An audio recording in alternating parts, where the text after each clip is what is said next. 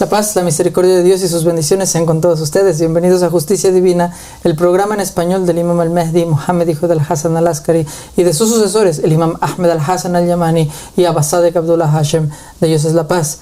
En este programa, como todos los días, venimos a darles la noticia más importante sobre toda la faz de la tierra. Ha aparecido el Salvador de la humanidad. Y nosotros estamos aquí como sus discípulos y sus mensajeros para hablar con ustedes, para darles todas las pruebas que necesitan para darse cuenta de que esta es la verdad que viene de Dios y para compartir con ustedes el conocimiento que viene de Abba Sadek de La Paz y que él nos comparte en inglés para compartírselos a ustedes también en español. Me acompaña el día de hoy la hermana Verónica Hashem.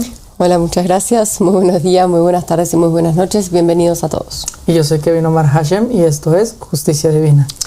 Bueno, seguimos respondiendo preguntas, de hecho Abba Sadek es el que sigue respondiendo preguntas, está haciéndolo casi todos los días, a veces más de una vez al día.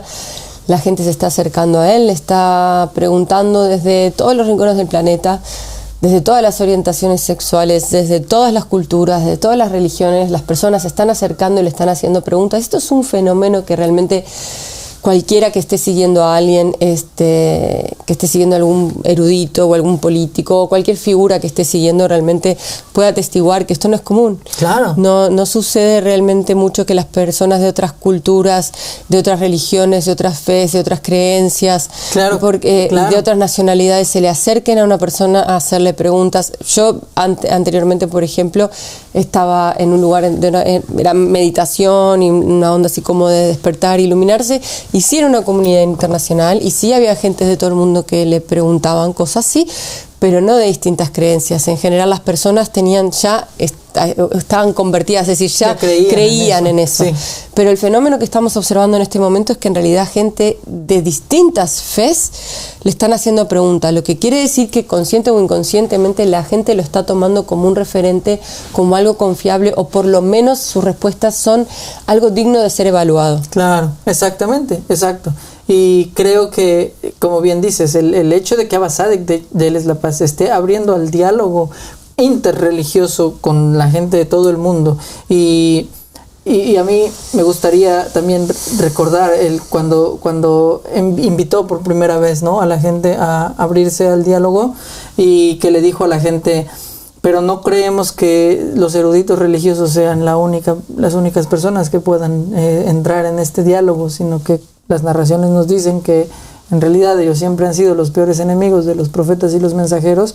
Por lo tanto, la invitación que hace Abba Sadek al diálogo es una invitación para todo el mundo, sin importar si son simplemente personas que están atendiendo iglesias o no atendiendo iglesias, o si están al frente de una congregación. Si son ateos, si estuvieron 20 años. Exactamente. Entonces, a mí me parece fascinante la apertura, me parece fascinante también, como bien dices, que haya gente de otras religiones tratando de evaluar qué es lo que está diciendo Abba Sadek de La Paz.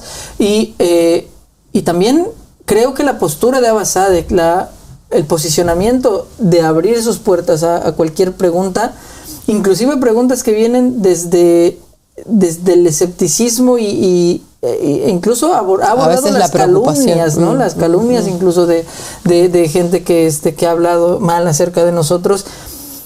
Aún así, Abba Sadek la postura de Abba Sadek es una postura completamente abierta al diálogo y a la transparencia, y eso también pone el dedo en una llaga que a lo mejor nadie se había dado cuenta hasta ahora, que es el hecho de que en otras religiones los representantes, los líderes religiosos no están abiertos a ese diálogo, salvo si ese diálogo está completamente controlado, si la narrativa puede estar perfectamente planeada con antelación, lo cual a mí me parece un acto extremadamente valiente, ¿no?, que señala también la cobardía de otros líderes religiosos que no se abren a este diálogo.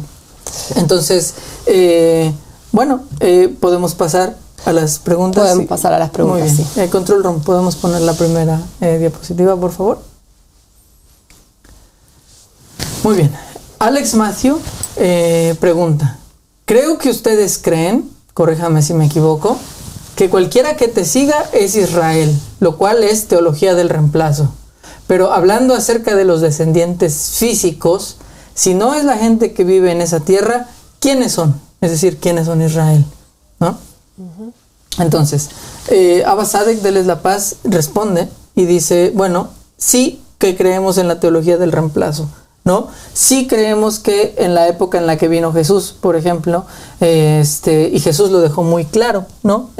Cuando habló con los judíos y que los judíos le decían, nuestro padre no es otro más que Abraham y nosotros no somos hijos de adulterio, no somos hijos del diablo, ¿no?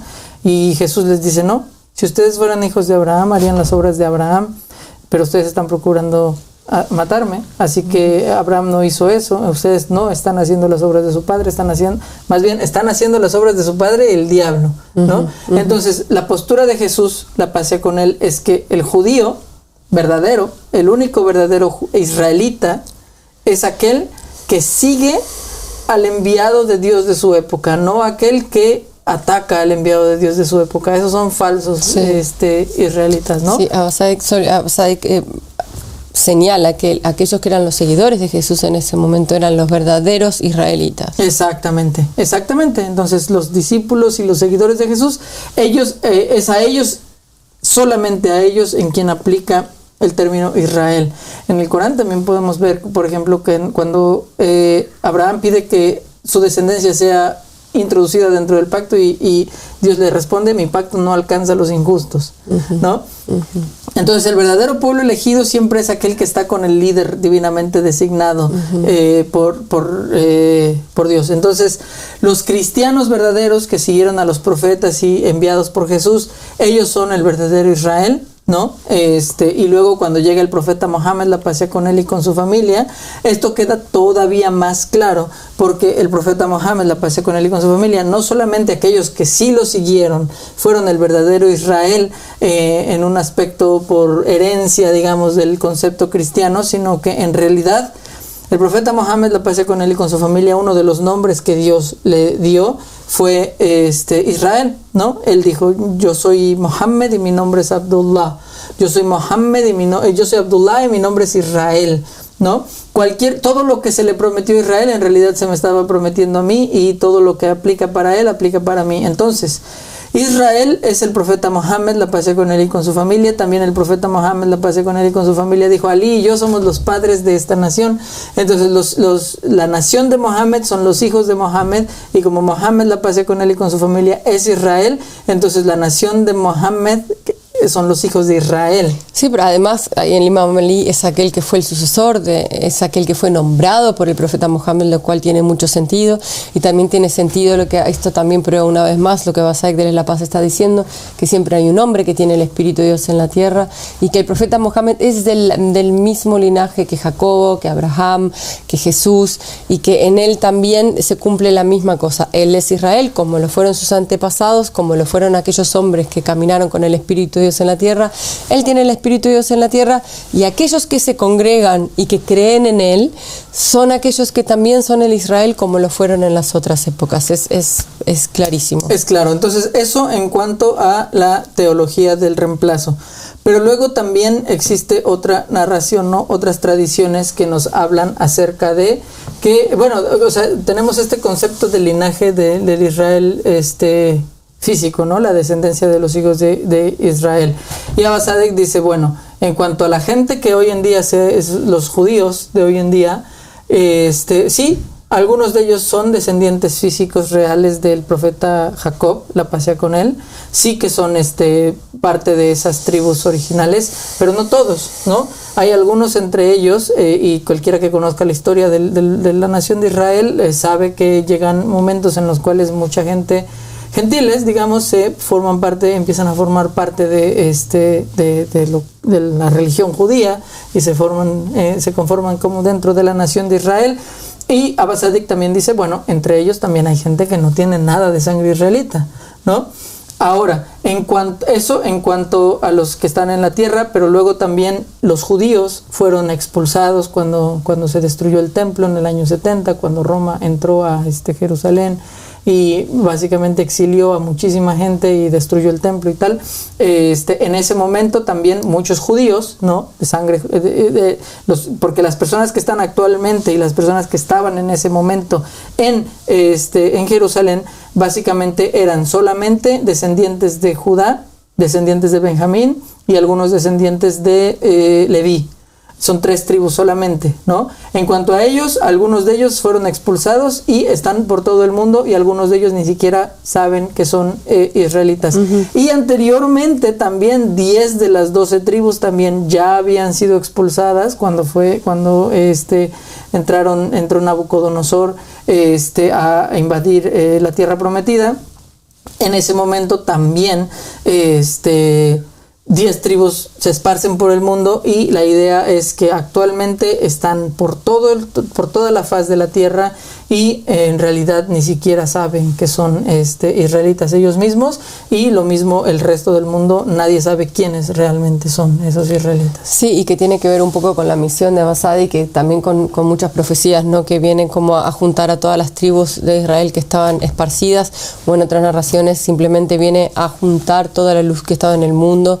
Y realmente es tan poderoso lo que está pasando en este momento, porque las narraciones, dice, para la gente que no sabe acerca de las narraciones del fin de los tiempos y del Caim y del Mahdi, las narraciones dice que necesita 10.000 personas y 313 y 50 mujeres, y con eso ya puede salir a realmente cambiar completamente el mundo, de un lugar oscuro a un lugar de luz, y eso significa que la calidad y la cualidad de esa gente es realmente impresionante. Entonces, en este momento, este es el 7º pacto, y esa es la diferencia. En otros momentos a veces Dios quizás elegía un pueblo determinado, pero en este momento la diferencia es que, como está todo el mundo mezclado y distribuido, son las personas las que se eligen a sí mismas al creer, son las personas las que Dios tiene la mano así, dice, estamos en el 7º pacto. Aquellos que llegan y le dan la mano a Dios son los que están dentro del pacto, y esa es la diferencia con los pactos anteriores. Y ellos son el verdadero Israel. Y ellos también son el verdadero Israel. Porque Abba Tzadik también dice, y yo soy Abdullah. Exacto. Y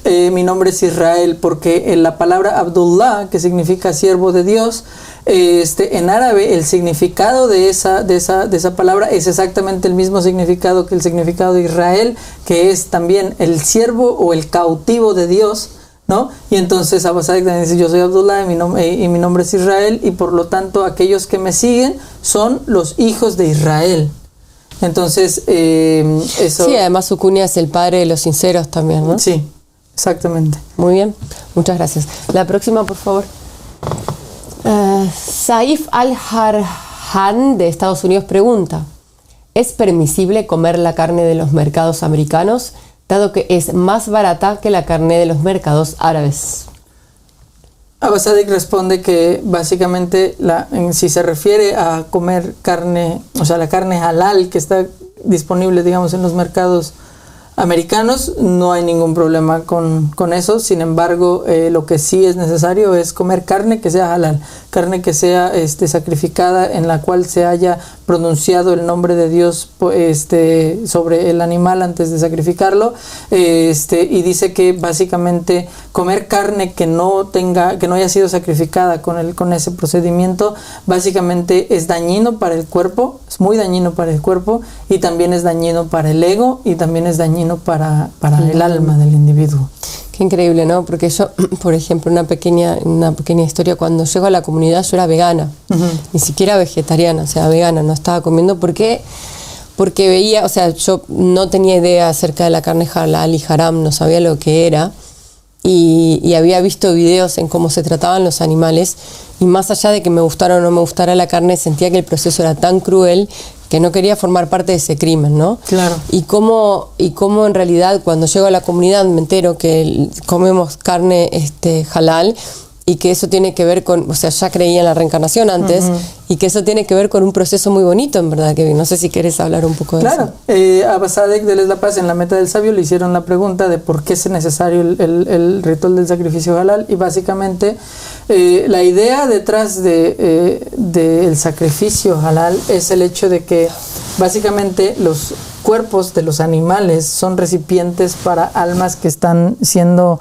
castigadas por haber hecho cosas malas en su vida como seres humanos, ¿no? Entonces el alma está, digamos, atrapada en un cuerpo de un animal. O que han usado su experiencia humana sin utilizar todo el potencial humano, y más bien como si fueran animales, ¿no? Basados en sus deseos primarios, ¿no? Sí, exactamente. Básicamente, si alguien se comporta como un cerdo, por ejemplo, va a reencarnar como un cerdo. Sí, ¿no? O simplemente, si uno solamente está enfocado en comer, tener sexo y dormir, no necesita un cuerpo humano, porque un cuerpo humano requiere tiene muchísimas más aportes para el mundo, ¿no? Claro, exactamente.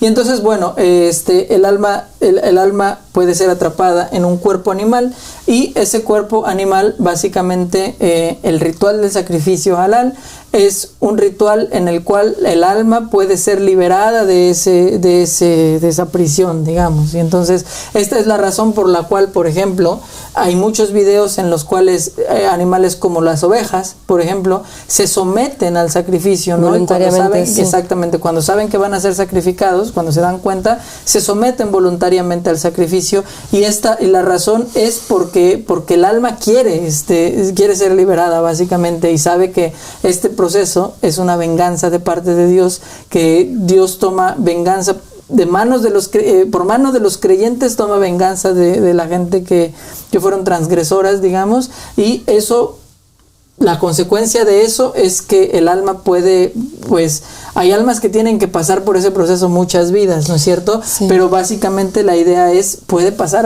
aunque tenga que pasar a otra vida haciendo eso, pasas al siguiente nivel, básicamente. Exacto, sí, ¿no? Y hay muchos que es para la oportunidad, si realmente ha sido muerto en manos de un creyente en el nombre de Dios y se lo mata, también puede llegar a volver a encarnar de vuelta en un ser humano. Exacto. O sea, es un estado, es un proceso de misericordia. Y bueno, y está también en la Biblia que se puede comer carne, está bien comer carne, y ahora que entendemos el tema, bueno, recomiendo leer este libro porque habla acerca no solo de la reencarnación, sino también de cómo las almas se encarnan en distintos seres, desde plantas, piedras, animales, y por qué. Así que se los recomiendo, está muy interesante, y para aquellos que creen en el budismo y en la reencarnación, van a encontrar varios puntos en común. Muy interesantes, la verdad. Ok, eso en cuanto a la carne halal, ¿no es cierto? Sí, que es obligatorio comer carne halal, básicamente, porque, claro, es participar. Primero que todo debe ser hecho en el nombre de Dios, ¿verdad, claro, Kevin? Claro. Ya sea cepillarse los dientes como cualquier otra cosa. Pero además lo que hacemos es colaborar en la salvación y evolución también de ciertas almas, y bueno, y entonces es importante. Y además que, claro, obviamente la brutalidad y el sufrimiento con el que son matados, y a veces peor todavía con el que viven ciertos animales, es mucho crimen para tener en nuestras manos, y es mucha energía para tener en nuestro cuerpo. Claro, exactamente. Muy bien, podemos pasar a la siguiente diapositiva. ¿Cuál es tu opinión sobre los cristianos primitivos?, pregunta Alina. ¿Crees que son iguales que los cristianos de hoy en día? Sí. Muy bien. Abba Sadik, déles la paz. Y bueno, para mí este es uno de los temas más fascinantes, ¿no? A mí me fascina el cristianismo, especialmente el cristianismo primitivo. Sí. Bueno, Abba Sadik, déles la paz, dice, no, obviamente que no. Los cristianos primitivos no tienen mucho que ver con los cristianos de esta época. Cuando vemos cualquier texto histórico que habla acerca del cristianismo primitivo, pues nos damos cuenta de que en realidad en ese momento había muchos movimientos, muchas iglesias, la iglesia se empezó a difundir, se empezó a esparcir, empezó a haber muchas comunidades en muchas partes del mundo que eran cristianos, que se reunían como iglesias, que compartían conocimiento y que escribían sus evangelios, ¿no? Los evangelios eran como textos que ellos escribían para preservar y compartir el conocimiento que habían recibido de quien se los hubiera enseñado acerca de Jesús, y surgieron muchos textos, y hoy en día tenemos acceso, ¿no? En los evangelios que se encontraron en Nag Hammadi, por ejemplo, podemos ver muchos textos del cristianismo primitivo, exactamente, que nos permiten darnos cuenta de que, pues, en realidad en aquel entonces el cristianismo era muy diverso. Había iglesias cristianas que decían que Jesús era Dios. Había iglesias cristianas que decían que Jesús no era Dios. Había iglesias cristianas que decían que Jesús solo era un profeta. Había otras iglesias que decían que era el Hijo de Dios. Había iglesias que decían, por ejemplo, que Jesús había nacido de una virgen. Había iglesias que decían que no, que había nacido, que tenía un padre físico.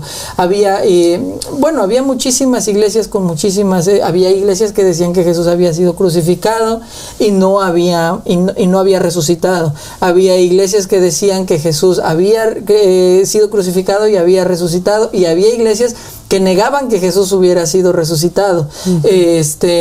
O que había sido crucificado, querés decir. Perdón, sí, que había sido crucificado y por lo tanto que hubiera sido también resucitado, ¿no? Entonces, exactamente, la diversidad de iglesias y de opiniones del cristianismo primitivo eran completamente, o sea, hacían que la religión surgiera de una manera pues muy distinta, ¿no? Y lo mismo cuando vemos la evolución del cristianismo, pues también vamos viendo cómo van evolucionando estas ideas y cómo aparece Constantino, ¿no? En la historia de la Biblia. Y trágico momento para sí, en el cual pues es básicamente un emperador romano que decide unificar a las iglesias, ¿no? Porque ya no puede pelear más los cristianos. Exactamente. Y debido a que había demasiada diversidad en las iglesias cristianas en aquel momento. Entonces llega un momento en el cual, a la sombra del emperador Constantino, las iglesias deciden reunirse y tratar de unificar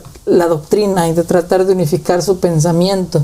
Y ocurre el Concilio de Nicea, en el cual termina siendo victorioso una versión del cristianismo de todas las que existían, ¿no? Y esa versión del cristianismo básicamente fue defendida por la espada, fue predicada por la espada, fue Sí, es tremendo, porque en realidad lo que pasa, para dar un poco de contexto, sí. Constantino estaba en contra de los cristianos. Antes de hacer el Concilio de Nicea los estaba persiguiendo, los estaba matando, los estaba torturando, pero los cristianos tenían tanta fe, era tan fuerte lo que podían resistir en el nombre de Jesús y en el nombre de Dios, y se estaban multiplicando a tal velocidad que él vio que no iba a poder lograr nada. De hecho, era peor. Era peor. Cada vez que un cristiano se le oponía en fuerza y fe, se convertía más gente al cristianismo. Entonces él tuvo que unirse. Cuando se une, lo que hace es llamar a un montón de iglesias, como decís, o a todas estas distintas versiones del cristianismo, para unificarlos y decidir por votación quién es o cuáles son los textos que quedan, cuáles son los textos que se van.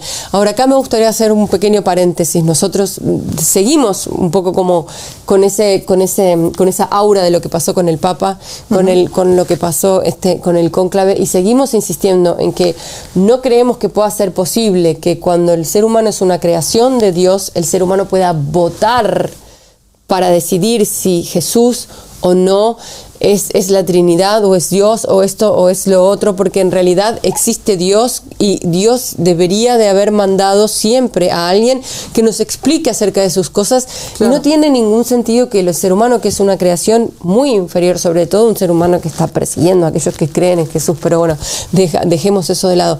Es una creación muy inferior, y no puede el hombre, es como tener un kindergarten, y que el kindergarten vote a ver, ¿no?, ¿cuál es la ropa que se pone el director? Sí, o cuál es la naturaleza del director, ¿no? Realmente es absolutamente imposible, sobre todo porque siempre hay un director, porque Dios siempre está presente, y porque siempre hay un hombre que tiene el Espíritu de Dios en la tierra. Claro. Jesús no solo dejó un sucesor, y esa cadena de sucesión siguió, sino que también dijo que iban a haber profetas y mensajeros.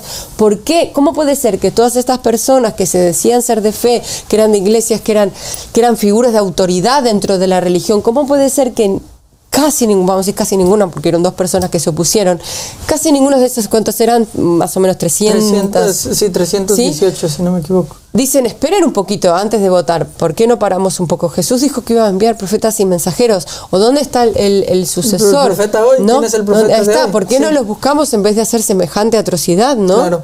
Claro, ¿no? Y básicamente, claro, porque es una atrocidad, porque básicamente por mayoría de votos estaban buscando definir qué es Dios, cuál es la naturaleza de Dios, ¿no? Y eso es algo que no tiene ningún precedente en las Escrituras y es contrario incluso a la lógica, al sentido común. Cualquier persona que obviamente es imposible que pensemos que eso tiene algún tipo de coherencia. Es que, hermanos, si voy de nuevo al ejemplo, ¿no? Y digamos, o sea, de todas esas personas eran personas circunstanciales. Hicimos shows acerca de esto, seguramente lo vamos a hacer de nuevo. Sí. Pero no sabemos la cualidad y la calidad de las personas. Sabemos por lo menos que tenían la corta visión, hasta ahora en este análisis, que tenían tan poca visión que no se les ocurrió buscar por el sucesor de Jesús, que no les ocurrió identificar la sucesión. Entonces eso significa que hay un gran grado de ceguera. Pero, sí. ¿No? Sí. Bien, pero haciendo eso de lado, o sea, no sabemos la cualidad y la calidad de esa gente, solo sabemos esto acerca de ellos. Y si nosotros fuéramos a la época de Sodoma y Gomorra, ¿no? Y a ese pueblo le dejamos elegir cuál era la naturaleza de Dios o quién los debería reinar, por ejemplo, cuál es la calidad y la cualidad de los líderes que elegirían, claro. Y con qué conocimiento y con qué inspiración y con qué intención, ¿no? Entonces, todos los cristianos desde ese momento hasta el día de hoy están sujetos por alguna razón, por voluntad propia, al criterio de una votación de gente que desconoce su naturaleza, que desconoce sus intenciones, que desconoce nada. Sí, lo único que conocen es que sí, en realidad nunca se interesaron antes de votar y describir cuál era la naturaleza de Dios. Es como que hoy, entiendan, es como que hoy un grupo de personas que nadie votó, que nadie conoce, se ponga junta a decidir cuál es la naturaleza de Dios. Y esas son las personas que decidieron los textos que están dentro de su Biblia. Además que todo eso fue organizado por un hombre que estaba persiguiendo, matando y torturando cristianos, que ya no pudo con ellos y por eso hizo como que se transformó. Los cuentos y recuentos que vos me compartiste acerca de estas figuras de autoridad que se juntaron a votar, que venían sin un ojo, sin una pierna, sin un brazo, porque habían sufrido torturas para doblegar la voluntad de ellos y para que el momento de votar pudieran, ¿no? Es impresionante. Pero eso no tuviste que, no sé, hacer un ritual súper difícil para saberlo. Esa información que está a la mano. Y hoy en día Basadik viene y proclama como Jesús y todo el mundo lo ataca. Nadie quiere creer en él, pero sí creen en el criterio de 350 personas que claramente pasaron por tortura, que claramente no buscaron al hombre que tiene el Espíritu de Dios en la tierra, que claramente estaban bajo el yugo y bajo el control de un hombre que era un asesino de cristianos, y eso llaman la Biblia y a eso siguen.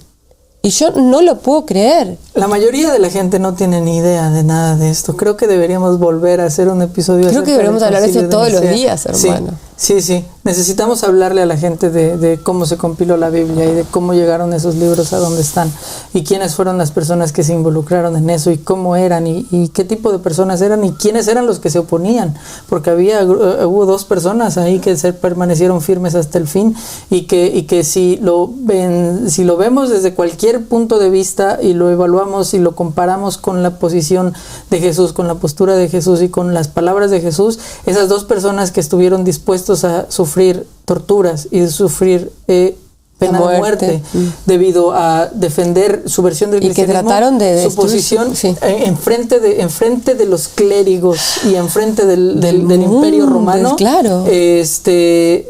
Su postura es mucho más parecida a la de Jesús en el momento en el que está enfrente de Poncio Pilato y enfrente de los clérigos, y la postura de los que votaron por la Biblia o porque Dios es Jesús se parece muchísimo más a la postura de esos que votaron para crucificar a Jesús. Pero tenemos que hablar de esto con espacio y tenemos que explicarle a la gente, porque ahorita que estabas hablando me hiciste darme cuenta de que una vez que entiendes esto te queda muy claro quién es quién. Queda muy claro quién es quién. Una vez que entendés esto, es que todo empieza a pasar por el cernidor. Sí. Ya no confías en nada, ya tenés que poner todo a prueba, todo. Pero a mí nadie me contó esto. Y estoy completamente seguro de que a la mayoría de los cristianos nadie les ha contado esta historia. Así que bueno, se van a tener que enterar por mano de los seguidores del nuevo Papa cómo fue que se compiló la Biblia y cómo fue que llegamos al cristianismo tal y como lo tenemos. Y el caso Y es triste igual que la gente, discúlpame, ¿no?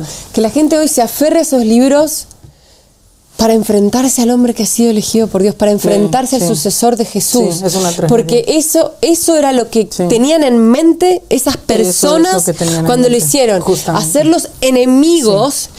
Y esa alerta que supuestamente tienen, era que tuvieran el programa instalado a través de esos libros y esos textos elegidos y esas creencias impuestas a pena de muerte en cualquiera que no creyera en esas, que cuando realmente viniera un hombre de Dios lo trataran de hereje, mentiroso, lo trataran de anticristo, lo trataran de todo, aferrándose a los libros hechos por justamente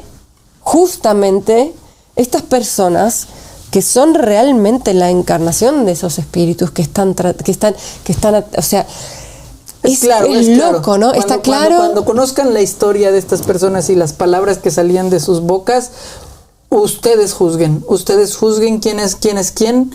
Lo único que les podemos adelantar, supongo, es que el Concilio de Nicea, cuando Constantino aparece, amenaza a la gente a que cualquiera que se oponga al resultado va a ser perseguido, peor que como él solía perseguir a sus enemigos en las guerras, ¿no? Y los perseguía mal. O sea, mató a su hijo y mató a su mujer, Constantino. Agarraba reyes y los tiraba a los leones, por ejemplo, ¿no? Todo el mundo sabía quién era Constantino, y entonces cuando llega y da esta amenaza delante del Concilio de Nicea, obviamente que eso tuvo un impacto psicológico tremendo en personas que ya habían sido sometidas anteriormente a tortura. ¿Y por qué estaban vivos?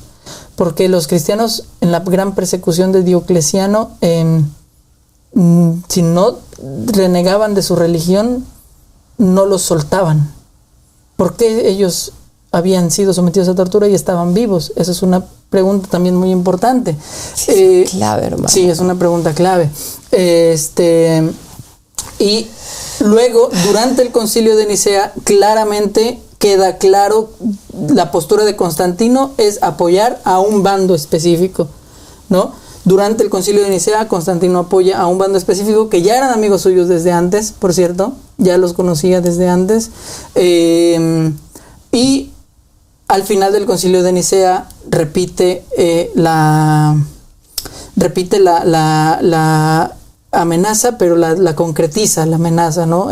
Emite un decreto de que cualquier persona que se encuentre en posesión de los textos heréticos va a ser condenada a la ejecución. Hermano, hoy tenemos a Basadik de La Paz, el hombre que tiene el Espíritu de Dios en la tierra y las pruebas, y que proclama igual que proclamó Jesús, la paz sea con él.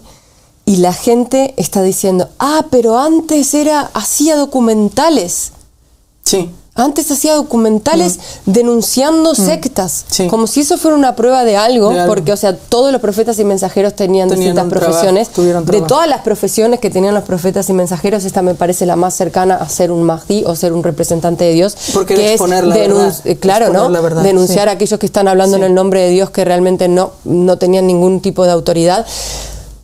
Pero se pusieron a pensar el pasado de Constantino, quien decidió cuál era la naturaleza de Jesús, de Dios, y que puso esos textos juntos en la Biblia, porque él era un asesino de cristianos. Y de su propia familia, pero un asesino torturador. Entonces, o sea, imagínense si les parece algo calamitoso que Basadik haya sido una persona que haya estado denunciando, o sea, deberían de estar horrorizados de ese texto y deberían, no sé, o sea, para ser coherentes, para ser sinceros, para ser honestos, para no ser hipócritas, deberían de ahora estar horrorizados.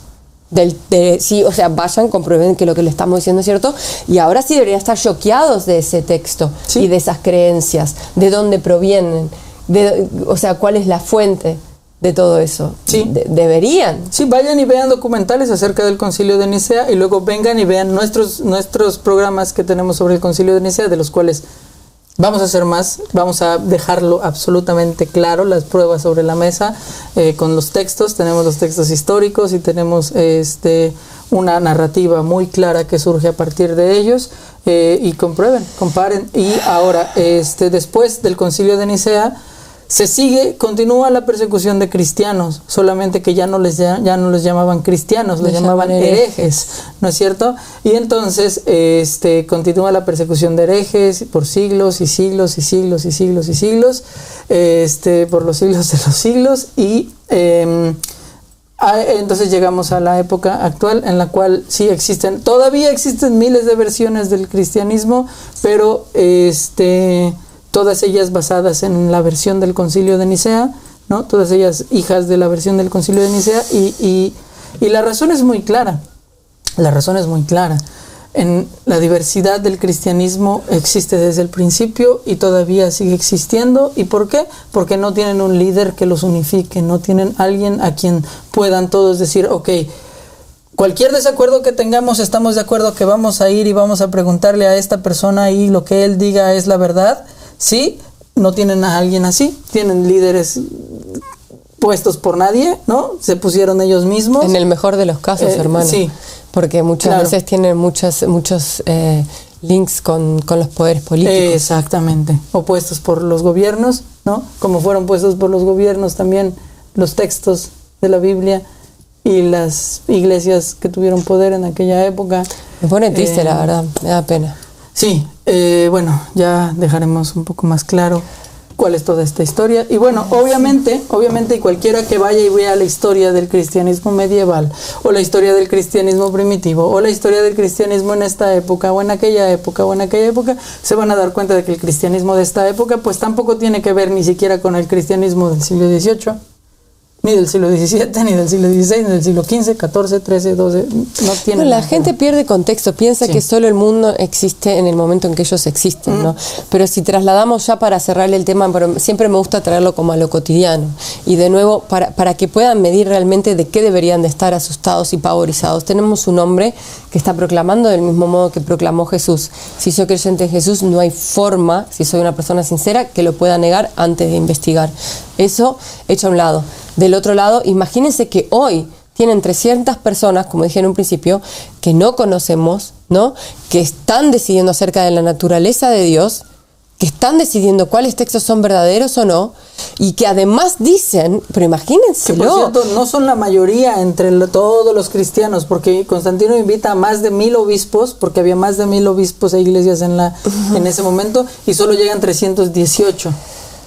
Pero imagínense que además dice esta persona que no tiene ninguna autoridad, no ha sido elegido por Dios, al contrario, era un enemigo de la religión, el enemigo de la religión, el que perseguía a los creyentes, quiere decidir la naturaleza de Dios, que lo tengo que decir muchas veces, quiere decidir la naturaleza de Jesús, quiere decir cuáles son los textos. Imagínense, lo está pasando ahora, hay un hombre que quiere hacer eso, que era enemigo, y además dice que después de que se decida eso, cuidado con el que vaya a estar en contra, porque lo van a perseguir por hereje, lo van a perseguir por rebelde, imagínense hoy. Y aparte, imagínate que ya anteriormente todo mundo sabe cómo se comporta en las guerras. Cómo tortura, cómo mata, de las guerras. Si mató a su hijo y a su mujer, hermano. Y aparte le está diciendo a la gente que para él es más peligroso esto que cualquier guerra. Entonces, significa que va a tomarle muchísimo más esfuerzo en perseguir a aquellos que se opongan, que lo que le puso perseguir reyes. Ese personaje sí le debería de dar miedo. Claro. No en el miedo de no enfrentarlo,